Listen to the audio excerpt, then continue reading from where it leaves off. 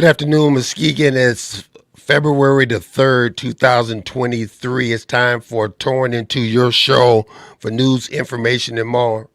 Hi, I am your host, Gregory T. Roberts, with the co-host, Pastor Melvin C. Burns. How you doing, sir? I'm good, my brother. How are you today? I'm doing well. First of all, man, I really want to thank you for volunteering your services to help Muskegon Heights. That was commendable. Just brother, you know what? Today is my dad would have been my dad's 97th birthday, and he told me God, family, community, and I just offered to help my community, brother, just like I was taught. Appreciate you. Appreciate you. We got to get back to the job that we're talking about. The last couple of weeks, we've been talking about the issue that is taboo.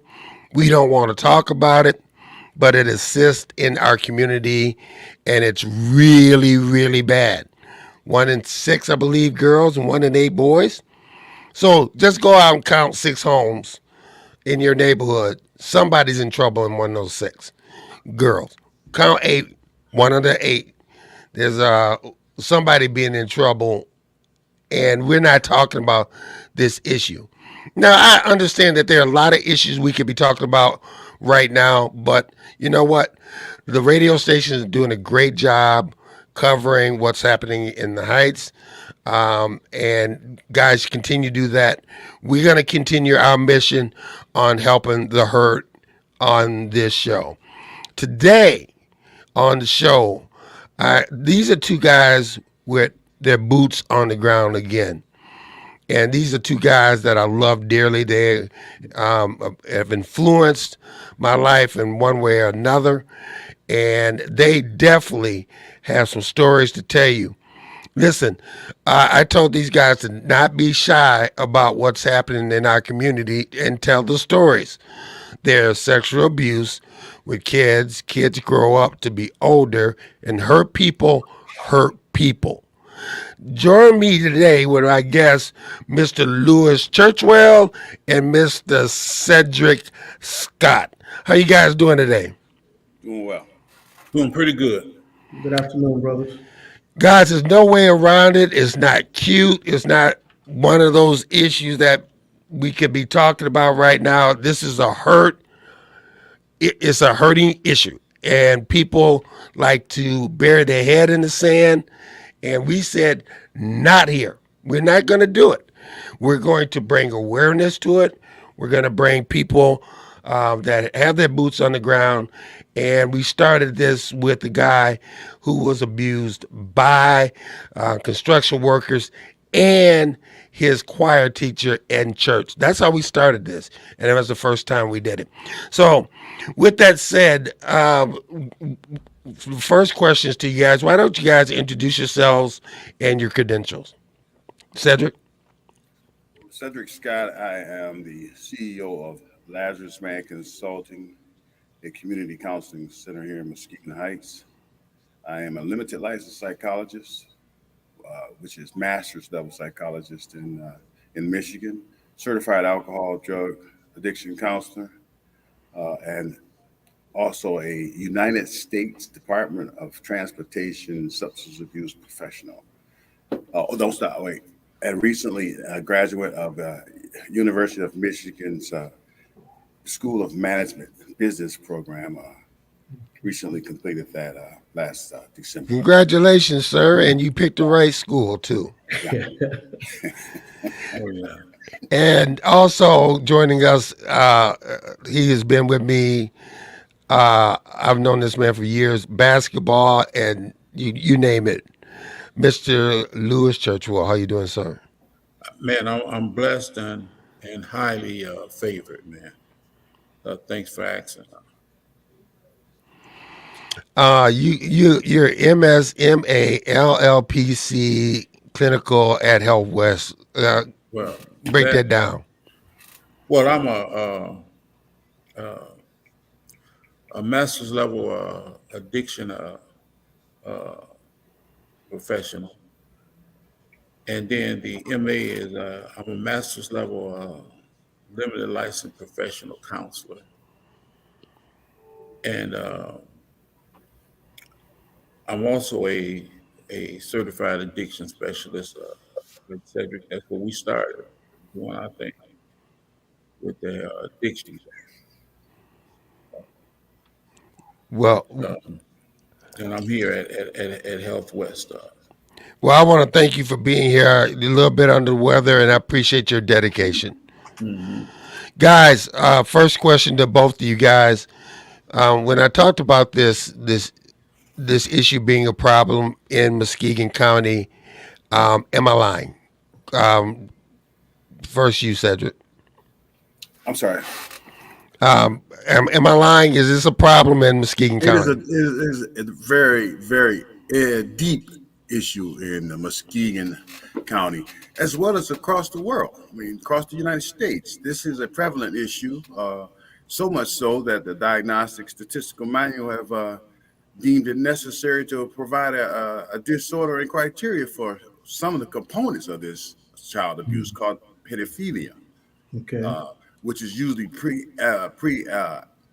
prepubescent young children, which is pre-puberty, 13 years and younger.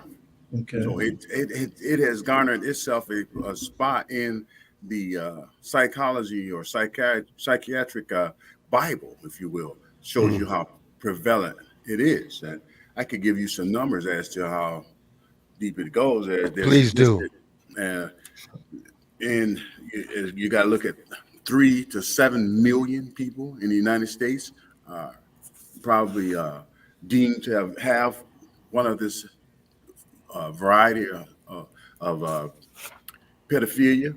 So that's, as you mentioned, 1 in 6 homes. You're talking to 300 million people. How many different homes can that 3 to 7%? I'm sorry, not million, but percent of the United States have this pedophilia. So that's a high percentage of individuals Well, that suffer from this. So Yes. it's a prevalent issue, yes, it is, and so one that has to be addressed as you're going about doing it by educating the community, educating others who are unaware of it, and how they can go about addressing it, bringing it to the light, and fortunately, possibly treating it. And there is treatment for it. Lewis. Well, as Cedric said, it's a problem not here, only here in Muskegon, but this is across the world. And the problem with this issue is that the issue is not understood by professionals. And what makes it not understandable is it's not an issue to where you can point a finger at somebody and tell it's them. It's not like somebody going out and robbing a bank and you can put together some DNA and different things like that and track them down. And I want to keep it real to the people to where they can know and understand this.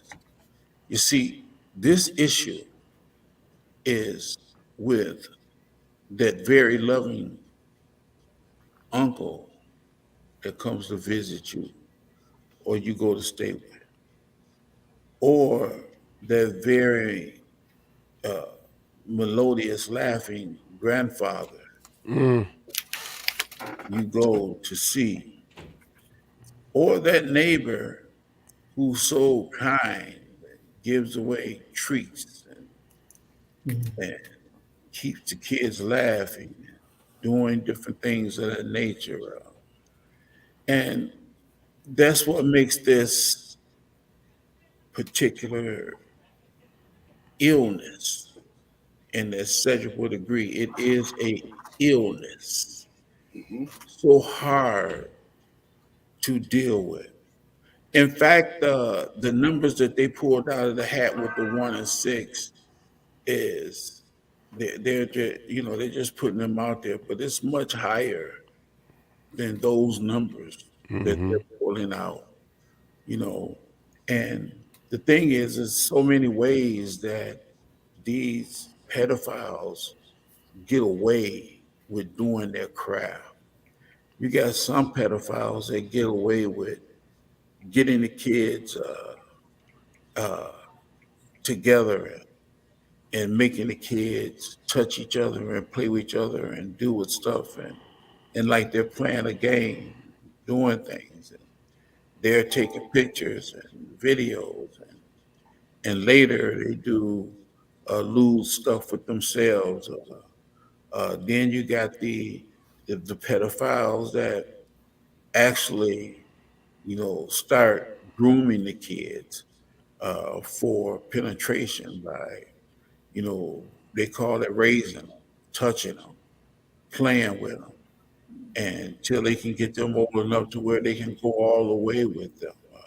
So you can't point to this person. You got the police officer who is a real bad pedophile that makes kids trust him and will pick up a kid to give him a ride and then molest him that follows a kid the rest of his life. You even got preachers, hear me now, ministers, popes. You look at the Catholic Church, the church that just got totally busted wide open. It shows you that this is a disease. Now, it doesn't mean that, we can't fight back because it has been shown that treatment can work with these guys. They used to do treatment with some of these guys called shock treatment, and Cedric could probably go into some of that better than me. Shocking them and doing all kinds of stuff, man, trying to get the answer. But we know now there's answers to some that you mentioned, repeating behavior. But with others, it's a sickness, it's a psychological sickness that you have to deal with. I don't want to take up too much time. Cedric, you can chime in here. Well, you're right. It is a disease, and it is treatable, but it's not curable, to my understanding at this time. And the treatment simply refers to the treatment that they will no longer act out, that they're in remission in terms of their acting upon those sexual deviant thoughts and acts. As I mentioned earlier, I said 3 to 7%. It's 3 to 5% of our American population that suffer from this pedophilic mental health disorder. And we talked about the disease. In any disease, there must be an organ. So when Lewis says that, yes, it's a disease, what he's referring to is a disease of the mind, right? Where in their mind's eye, they have this very, I don't, for lack of trying to make it sound exotic, but their unique desire for 13-year-old children and below, some or reason or another, they're stimulated and motivated, quite frankly, to act on some of what we would consider in psychology sexual deviant activities, any touching, groping, molesting of any sexual act or connotation toward minor children in our society, as far as I know of today, is considered a deviant act.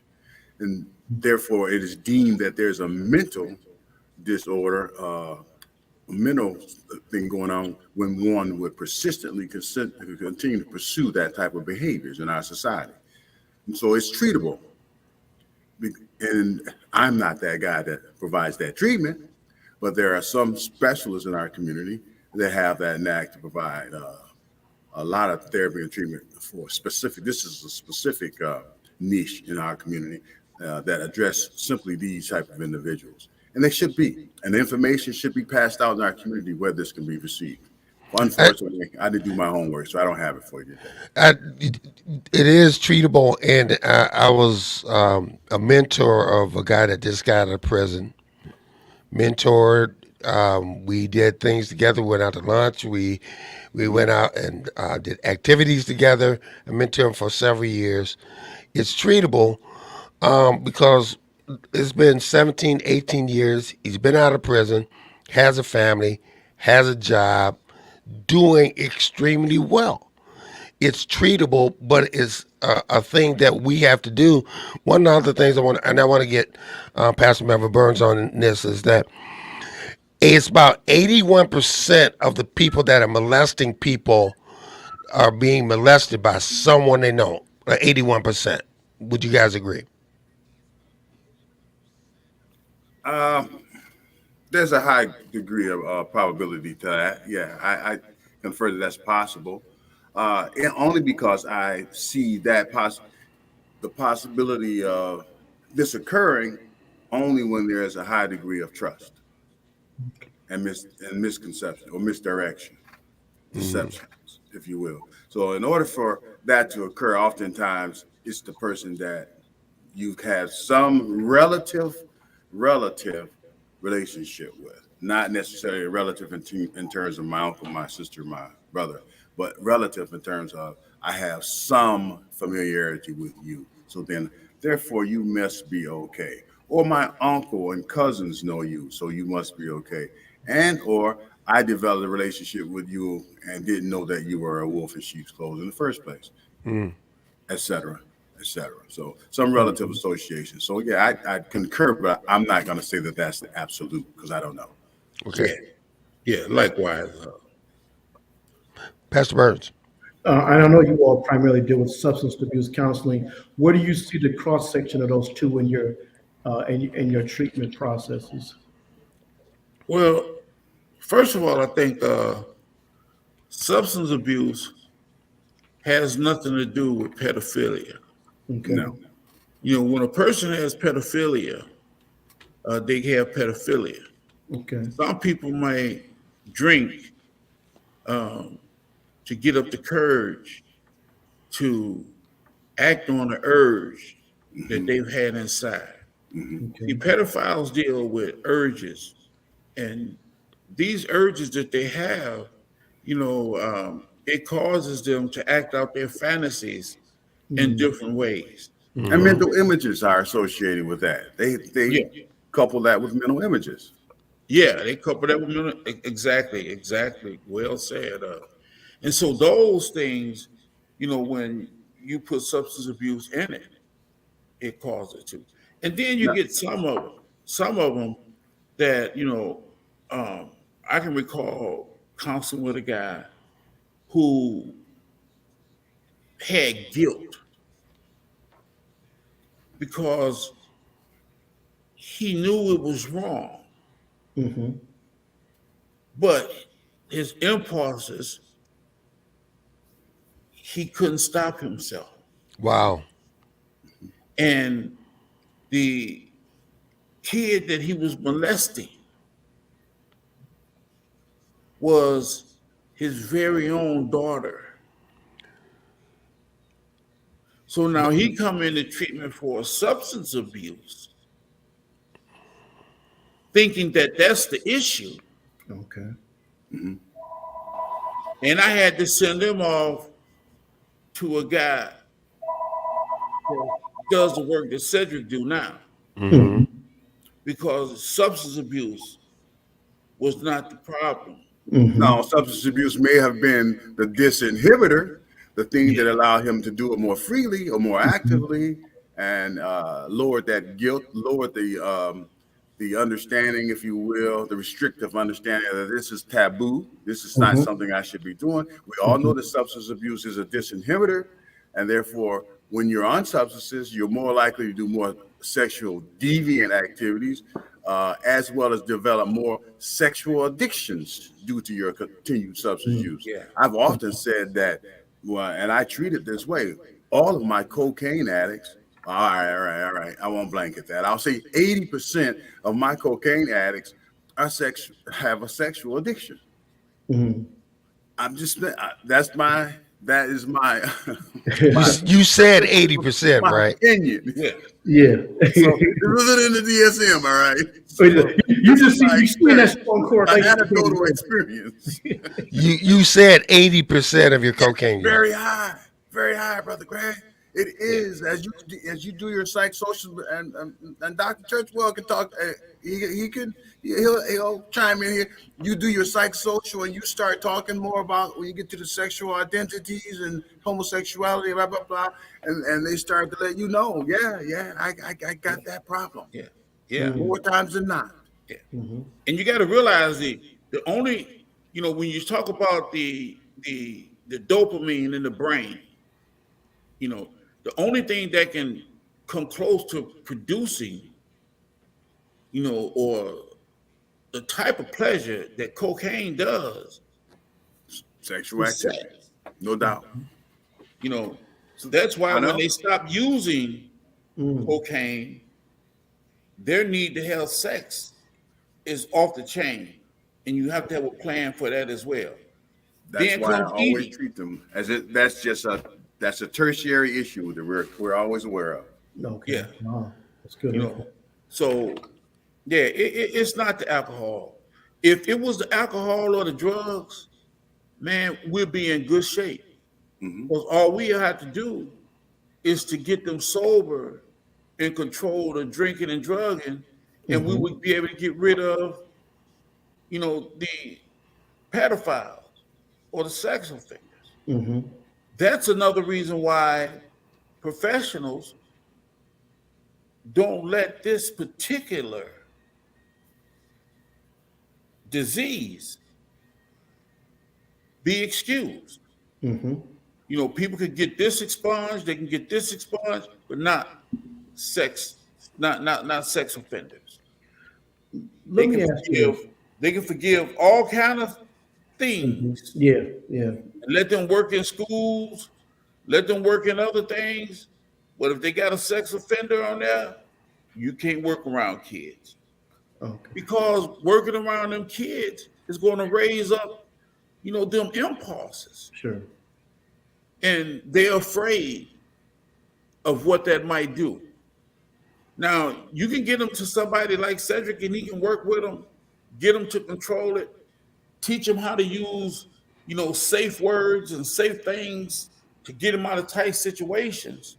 But we have to be very real here. For the community, the parents got to do a better job of parenting. Okay. Hello. We got sloppy parenting, and that sloppy parenting is putting their kids in bad positions.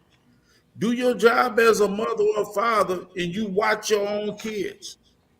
Stop shipping your kids off anywhere and letting anybody keep your kids and watch your kids. If we get that type of parenting to come back, back in our days, they said, in the black community, sex offenders, and pedophilia didn't exist. Hmm. I'm here to believe that it might have existed, but it was very little.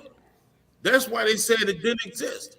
And when you found out somebody had been sexually offended, it seemed like a real big deal.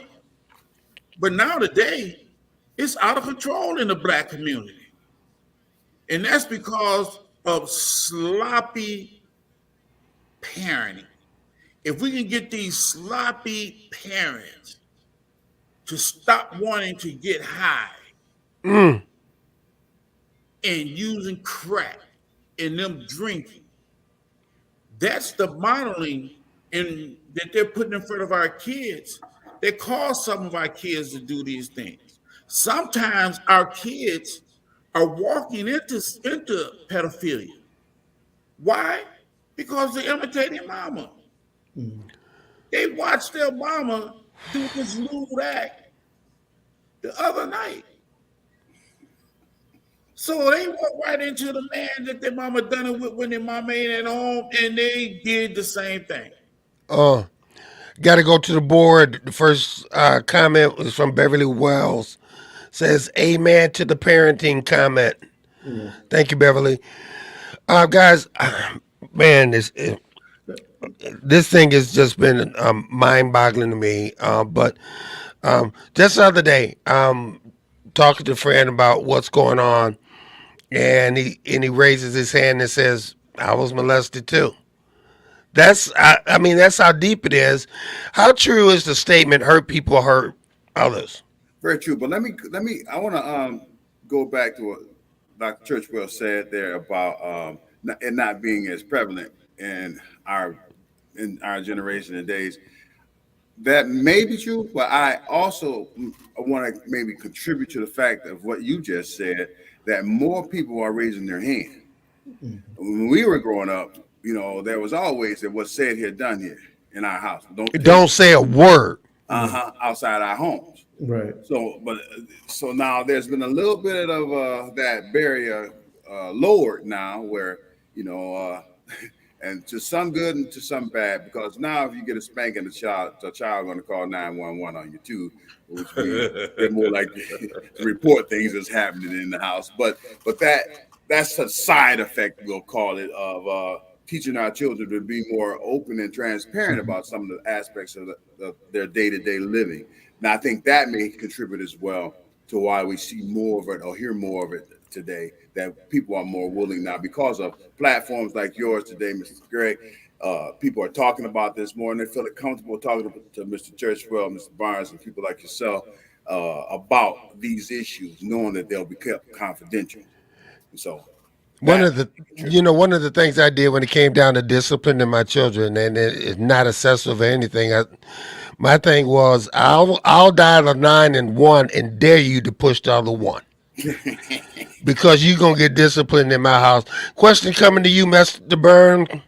It says from Rhonda Aubrey. She says, "Speak the truth. Parenting is community-based. Parents must be held accountable instead of enabling the parents." I think we agree there, don't we?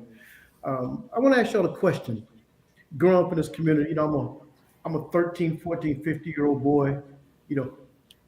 What's wrong with me wanting a cougar, wanting a 20, 30-year-old woman? That's not sexual abuse. That just me wanting to get some experience. The hell with that. This sexual abuse. Let me tell you, I'm raising my hand right now. But we know we grew up in this, you grew up around the fellas talking, that was how it was taught. And I'm sure that and I ain't know if that hadn't changed. Speak to that. Well, that's our double standard lifestyle here in America. 13-year-old boy having a little fun with maybe his teacher or some of his brother's college girlfriends. That's not. The boy's just sowing his oats. He's Right. just trying to find himself. Come on, come on. Yeah, we're okay. Right? But that's also difficult for us to track as well, because young men, Miss Churchwell co-signed with me on that. If that was happening to us as young men, I'm not saying that did, we're more or less likely to tell anyone about it. Now, aren't we? Not for fear of reprisal, but for fear of it stopping. I'm gonna tell it like it is. I'm raising my hand. 16 years old, 24-year-old woman. I'm just saying. Hey, and you think at that time that hey, you're the man, Right. and then you don't find how much damage that is doing to you, especially when she's sleeping with other people. Absolutely, because I don't care if you're a male or female, you still don't have the maturity and the ability to process all that's going on with you. Yeah. And your cerebral cortex, let's just say your prefrontal cortex, it hasn't developed appropriately enough yet, doesn't have those brain cells fired up enough to comprehend all of that. And there hasn't been a process, you haven't been processed through to your sexual aspects of your life at that time. You may think you are, you may think you have, and then again, their lives where the roads are then going different ways, creating to a fork where if you were sexually abused by another male, you may be on that road now. You may say, I've had clients say that that's what turned them gay. They were abused by a man, and they're upset with their parents even today because they didn't give them the opportunity to choose. Now, in our social construct, in our communities, we're all cultivated to a certain way as young men that we should like girls. The girls should like boys. We have a social cultural conditioning process that we do in our families, homes, church, et cetera, et cetera. And so at 13, 10, 13 years old, when sexual acts that sort of thing right there, it tend to burn a brand in your brain at some point, Mm. one way or another. Yeah. Okay. And Mr. Churchwell. let me go back to the earlier statement I made with the young lady, young person, you know, putting themselves in harm's way to be sexually molested. Okay. These 13, 14, 16-year-old kids, you know, the molestation comes in the fact that Cedric mentioned it. Their brains have not developed and they're not nowhere near fully developed to comprehend this level of activity. Hmm. When they're messing with these older women are doing things to them. And when they fall in love with these older women, and these older women pushing them away, some of these young men are messed up Mm-hmm. because they don't understand and they want her back and they love what she was doing to them and for the most part for them. They haven't been taught to understand rejection, how to cope with Exactly. rejection, Mhm. how to cope with the possibility of guilt or shame associated with your. We don't want this type of relationship with you anymore. Why not? Am I not good enough? Am I not the best person for this for your relationship with you? So now all these questions are circulating in that little brain, that 12-year-old brain that hasn't been cultivated and matured enough to understand who they are, what they represent, and what their potentials are for future. They're confused. Now Mm-hmm. they may start experimenting with a whole lot of different things, sexually deviant activities, Yes. drugs, alcohol, We, you, homosexuality.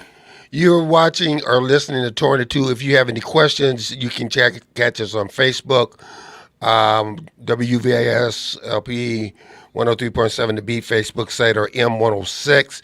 You can catch us on YouTube. If you're listening to us on the radio and would like to play this back, it's on our sites or the Emoji app. Question coming to you from Houston, Texas, Michael Anthony Smith. That's Key, Michael my says, brother. this type of parent you are talking about has little regard for their own bodies. Yeah. Thank you. Yes. And Yes. so Let listen. me oh. let, Wait a minute. uh, Let me take this. I gotta take this one. So from Savannah Jackson, my dad, it never got to the point where we had to ever think about calling the police. LOL. You had a great balance when it came down to discipline. Thank you, my daughter. Appreciate it. The check is in the mail. Okay. All right. Okay. So guys, I want to go back and say to the people that you may be out there hurting people.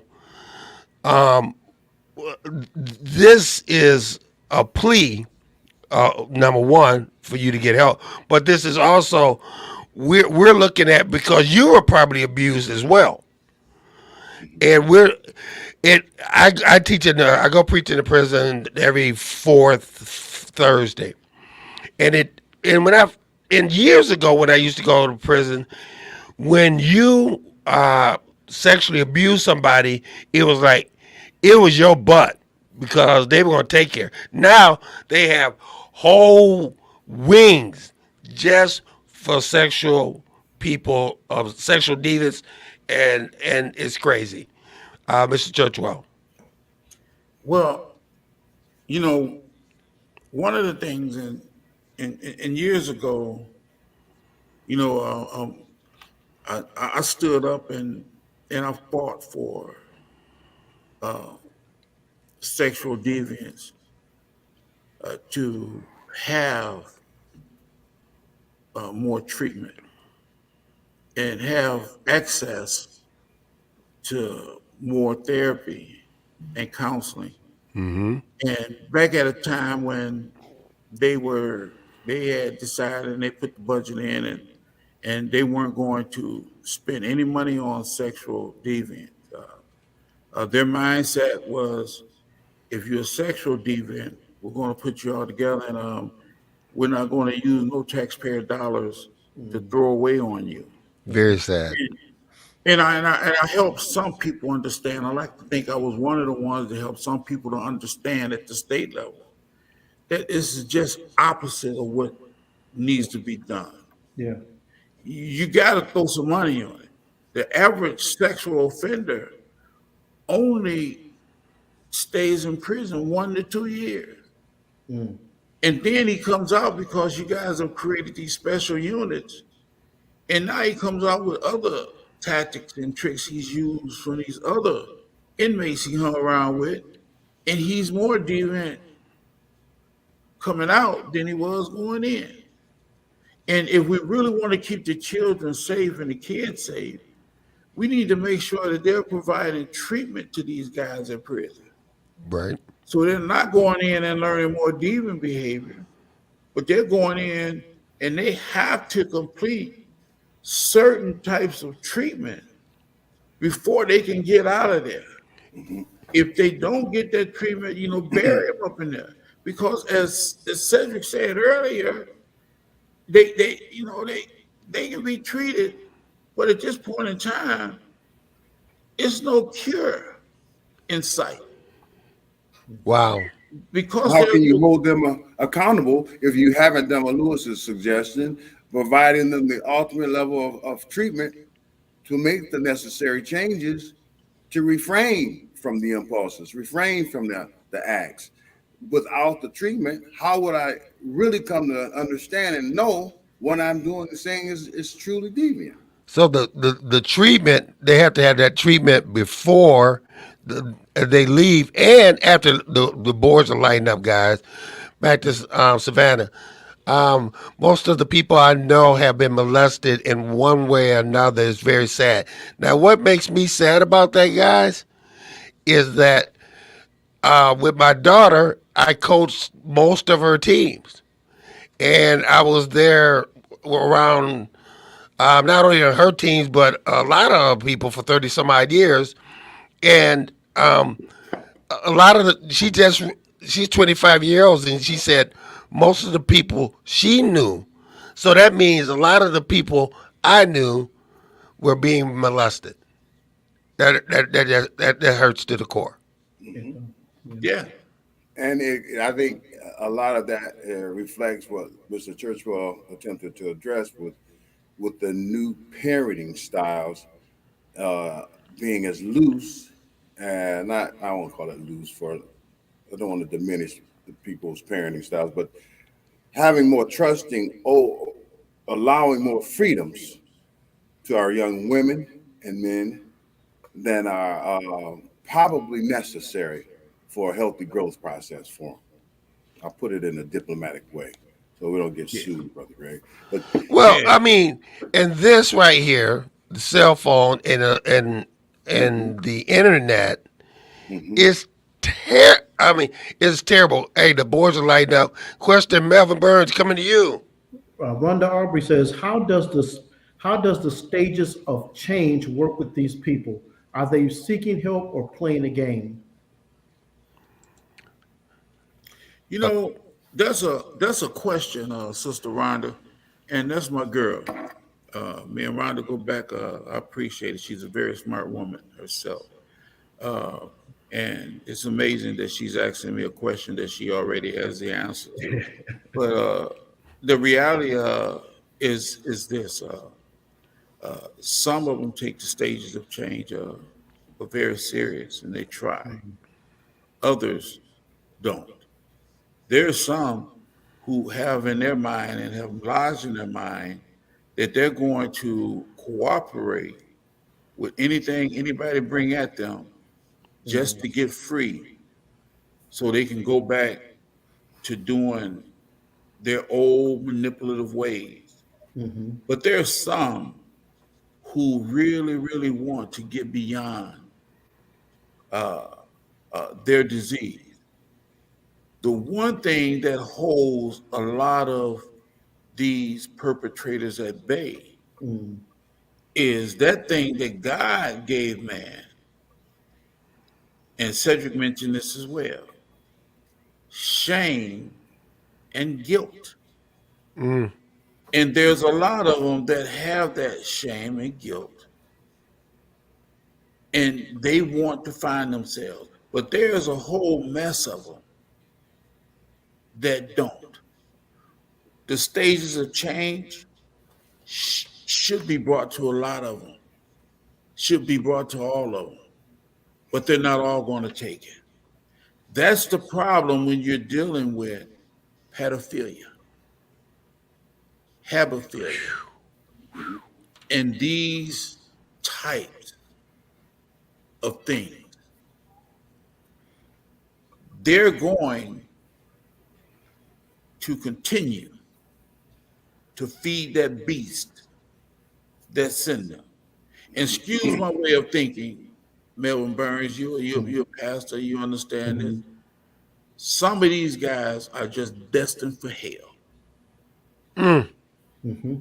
And those are the ones we need to make sure, and to Brother Cedric, going back on that parenting thing, go back to teaching your babies the difference between somebody helping them in school to use the bathroom and somebody rolling their little wee wee around, that they don't touch them like that and they don't play with them like that.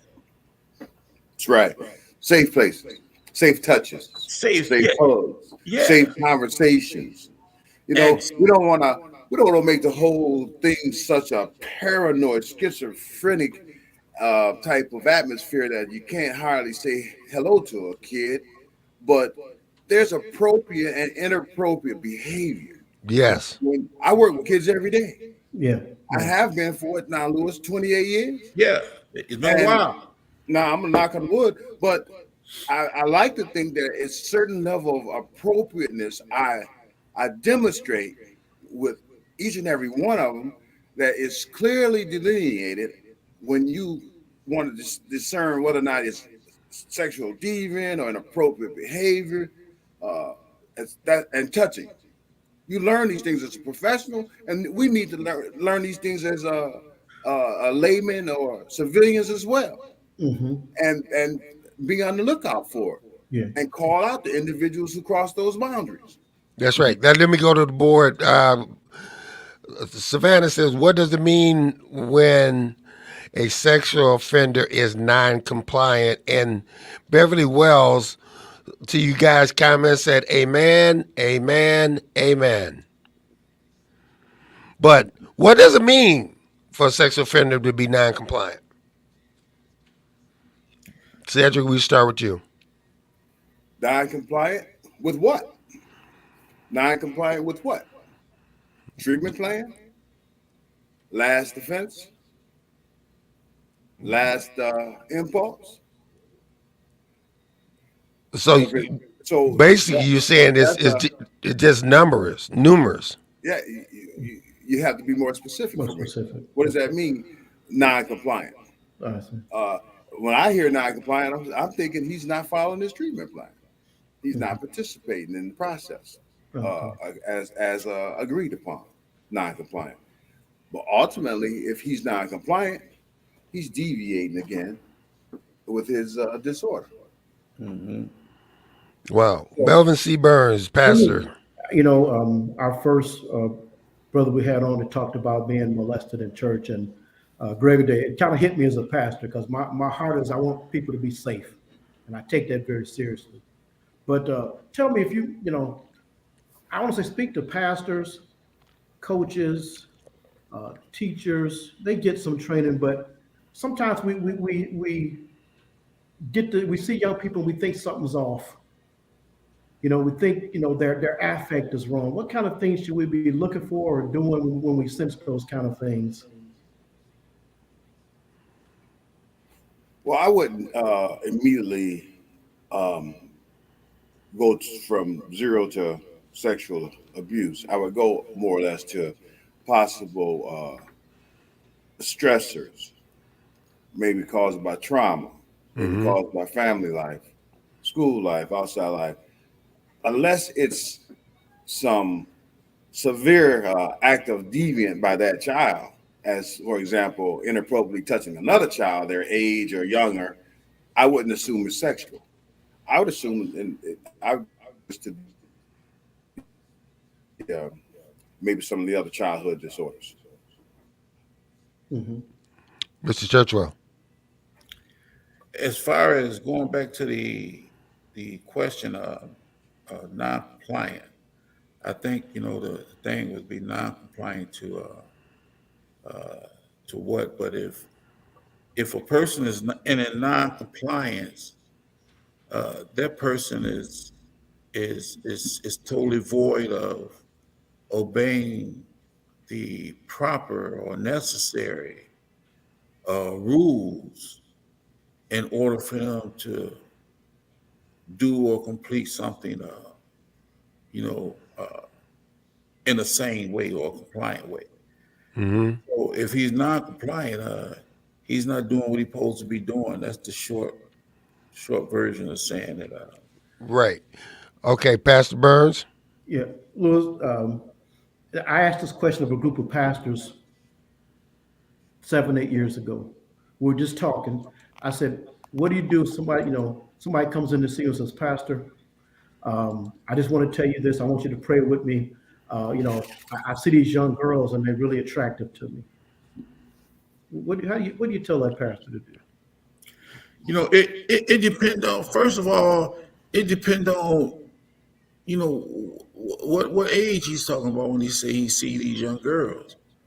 You know, um, if you got a pastor that's 35 saying he looking at these young girls that's 26, 27, 28, it's a difference. And that's one of the things that uh, years ago, some molesters themselves tried to bring up for defense is that, you know, um, I'm 22 and I got a girl that's 14. But what about if I'm 30 and I got a girl that's 22?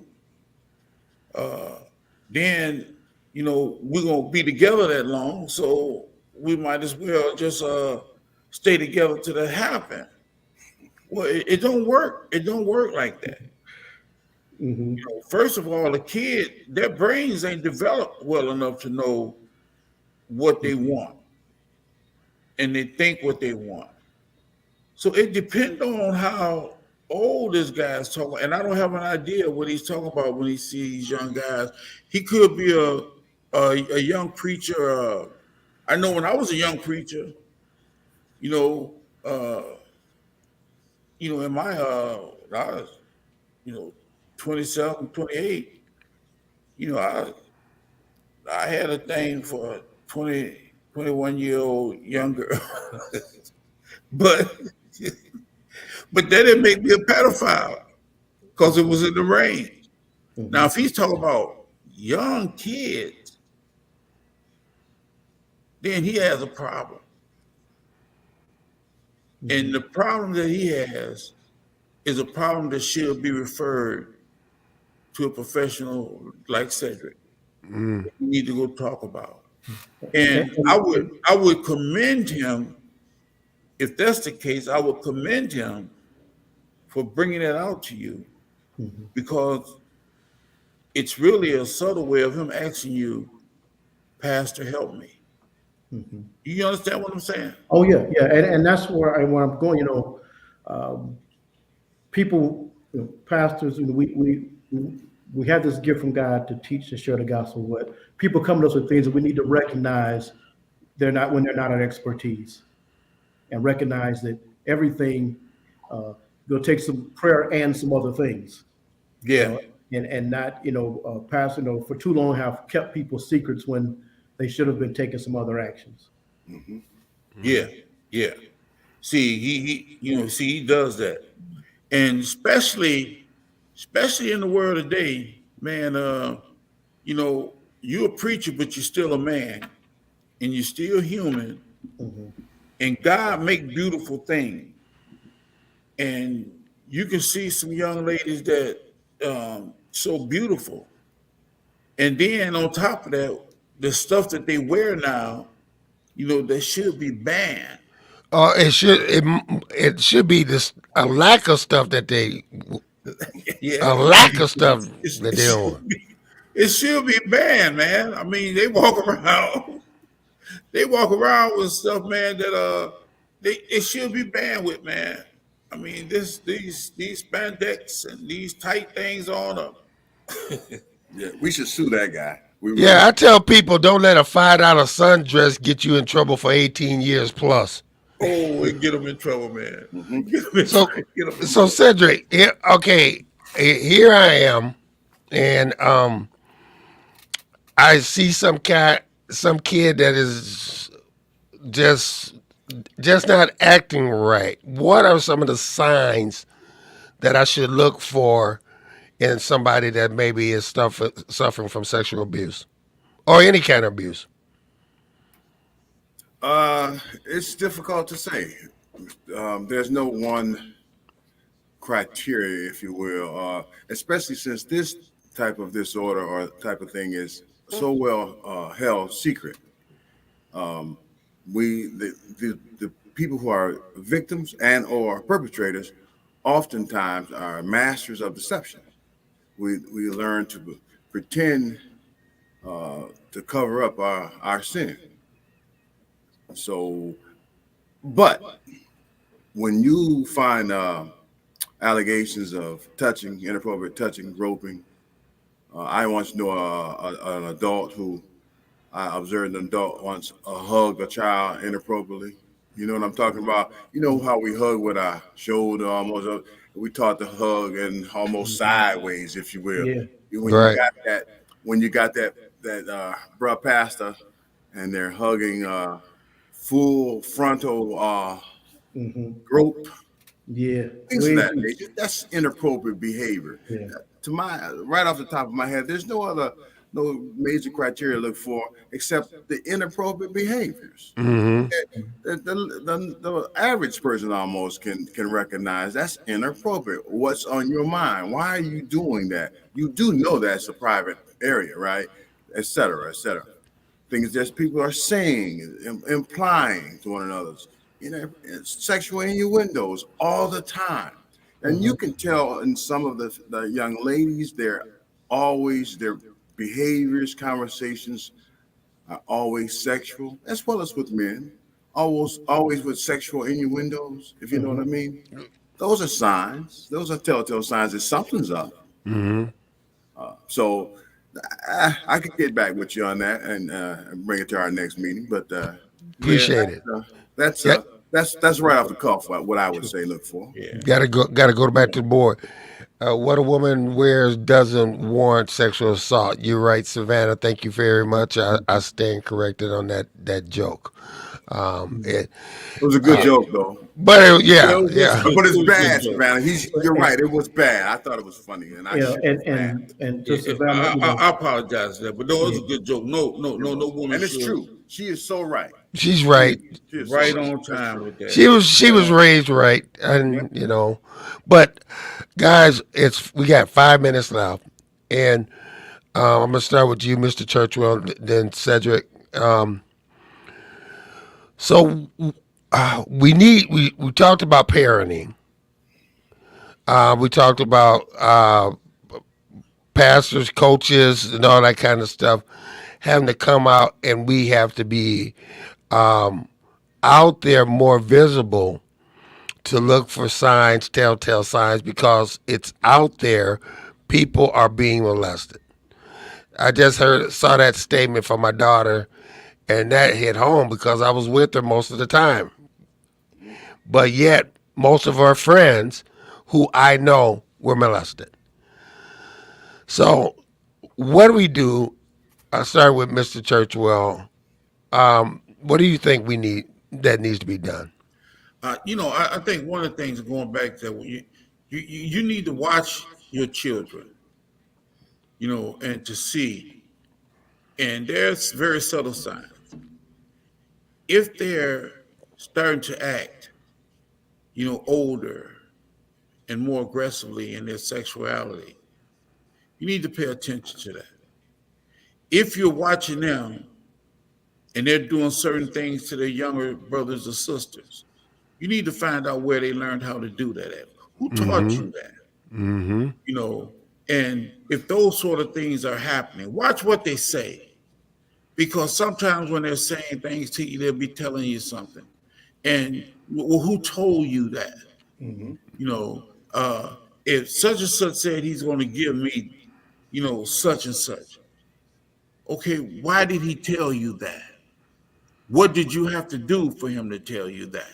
Mm. You know, these sort of things happen, especially with kids. They try to tell you, every day, but you just got to listen, Hmm.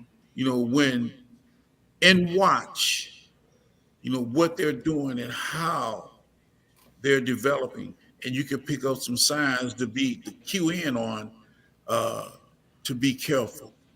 Mm. But all of us need to be aware that this is not a dead topic we're talking about. It's alive, and we need to pay attention to it, and we shouldn't be afraid of it. We need to face it head on. And the people that are experiencing as perpetrators, we need to get them to the right places to get the help they need. Thank you, Mr. Scott. So what Lewis is talking about also is closing that window of opportunity Mm-hmm. by maintaining an open, ended line of communication with your children. Closing that window of opportunity means I sent you over to practice at 6 o'clock, and you said you're going to be home at 7. Where were you? Mm-hmm. Who did you talk to? Part of the parenting skills. Mm-hmm. Yeah. Also, how in your conversations being mindful of what's being said and who's saying it. So you're closing that window of opportunity by being involved in your child's day-to-day life and activities. A pedophile, the skilled pedophile is like in the wake, out in the wake, and there's observing and calculating which vulnerable person that they have the most opportunity to intercept. Lady So, J, put that hashtag up. We need you to support this. Last comment going to Beverly Wells. It's on their cell phones, monitor their cell phones. mhm, It's hashtag, okay, closing that window. hashtag torn into touch. Support it. Listen, it's a real issue. People are being molested out there, and I just found out some stuff today that just really knocked me for a loop. But we're going to continue this fight. Last question and statement going to you, Mr. Burns. Ron Darby's, her summary, she says, this should be part two of this conversation due to a major point of disconnect between faith, professionalism when putting an issue to a professional CPS police, faith shame, breaking their faith can be serious issues. With certain degree, Ron, and we're going to continue this discussion. Brothers, I thank you all so much for being here today. You know, I love you, and I appreciate the fact that you guys want to take your time to inform our community. Thank you. Thank you. Hey, love you guys. Thank you so Thank much. you. Hey, this is Torn to Two. We're done for today. It's 3 o'clock. Well, to Mr. Churchwell and Mr. Scott, thank you so much. We will continue this conversation. Next week, we have Elder Nathan Johnson from Fresh Coast will be on to talk, and we're going to get, hopefully, someone that is actually maybe heard somebody, but he's got a lot of stories to tell you. So this is 22. Go out, sow a seed in somebody's life. Take care and God bless. All right. God bless you. All right, big dog. I love you, boy. Love you guys. Yeah. Other people. Yeah. All right, man. All right. All right. That is our show for this week. And Mhm. if you need help, get it. All Uh, right. just get it. Are we off? I, there's nothing more we can say. We'll put out numbers next week and phone numbers. We didn't do that this week. We'll make sure we do it. Okay, take care. God bless. All right. Take care. Mhm.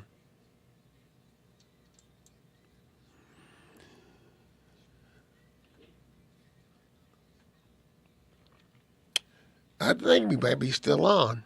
If we are, listen, I know this is serious. Somebody get help. Get don't you don't have to be alone in this. That's why we're doing this show. All right. Take care. That's the end of the show for this week.